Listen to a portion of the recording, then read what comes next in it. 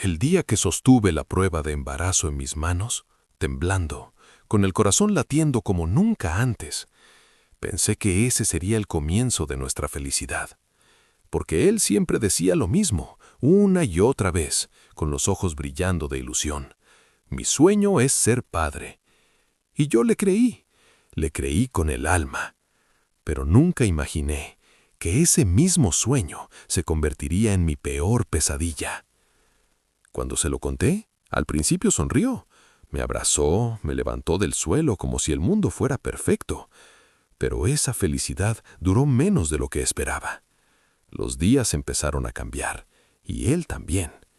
Lo que antes eran mensajes cariñosos se volvieron silencios. Lo que antes era atención se convirtió en distancia.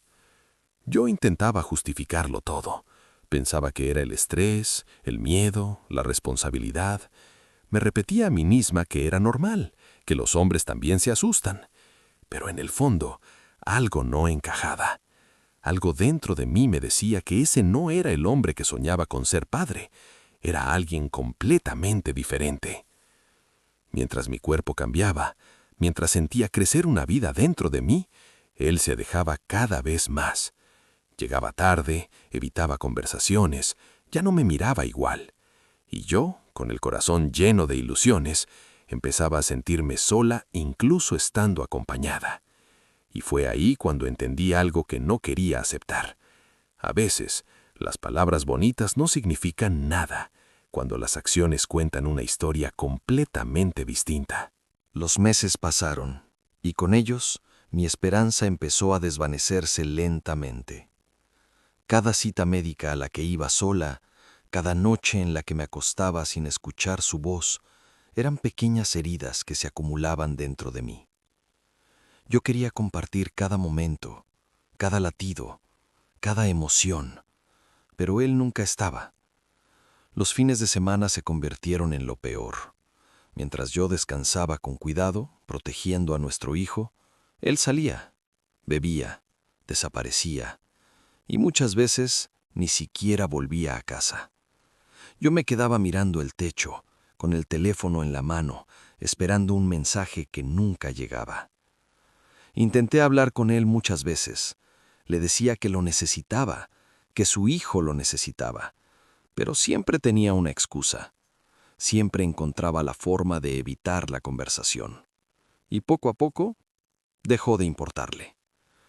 Había noches en las que lloraba en silencio, abrazando mi barriga, preguntándome si había cometido un error, si traer un hijo a este mundo con alguien así había sido una decisión equivocada.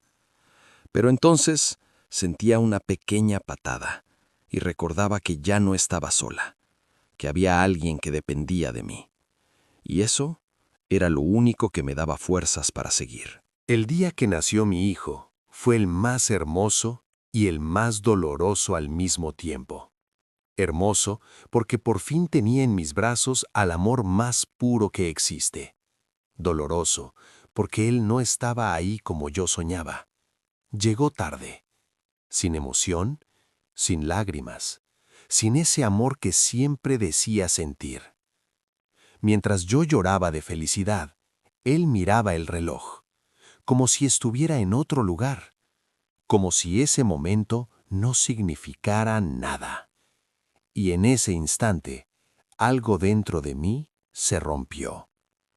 Los días después del nacimiento fueron aún más difíciles. No ayudaba, no preguntaba, no se preocupaba.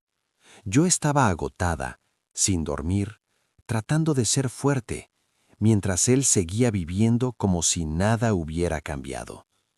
Salía a beber cada fin de semana, llegaba con olor a alcohol, a veces ni siquiera regresaba. Y yo, con un bebé en brazos, aprendiendo a ser madre, completamente sola. Fue entonces cuando entendí una verdad que me dolió aceptar. Hay personas que sueñan con cosas, pero no están preparadas para vivirlas. Con el tiempo, el cansancio dejó de ser solo físico, se volvió emocional. Ya no lloraba tanto, pero el dolor seguía ahí, más profundo, más silencioso. Me acostumbré a su ausencia, a sus mentiras, a su indiferencia, y eso fue lo más triste de todo.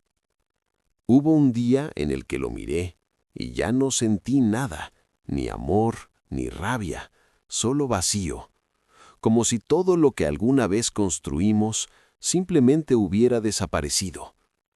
Mi hijo empezó a crecer, y con él mis miedos. No quería que creciera viendo eso. No quería que pensara que ese tipo de comportamiento era normal. No quería que aprendiera a amar de esa forma. Fue ahí cuando empecé a pensar en algo que antes me daba miedo. Irme, dejarlo todo atrás, empezar de nuevo, aunque fuera difícil, aunque doliera. Porque a veces quedarse duele más que irse. Una noche, mientras él no estaba, como siempre, miré a mi hijo dormir, tan tranquilo, tan inocente, y entendí algo que cambió todo. Yo era suficiente. No necesitaba a alguien que no quería estar. Al día siguiente tomé una decisión. No hubo gritos, no hubo drama, solo silencio y fuerza. Empaqué lo necesario, tomé a mi hijo en brazos y me fui. No fue fácil. Hubo días duros, noches largas, momentos en los que pensé en rendirme, pero nunca volví atrás, porque cada vez que dudaba, miraba a mi hijo y recordaba por qué lo hice. Hoy mi vida no es perfecta, pero es real, es tranquila, es digna y sobre todo es libre. Porque aprendí algo que quiero que tú también recuerdes. No basta con soñar. Hay que ser capaz de cuidar aquello que dices amar. Y quien no lo hace, no merece quedarse.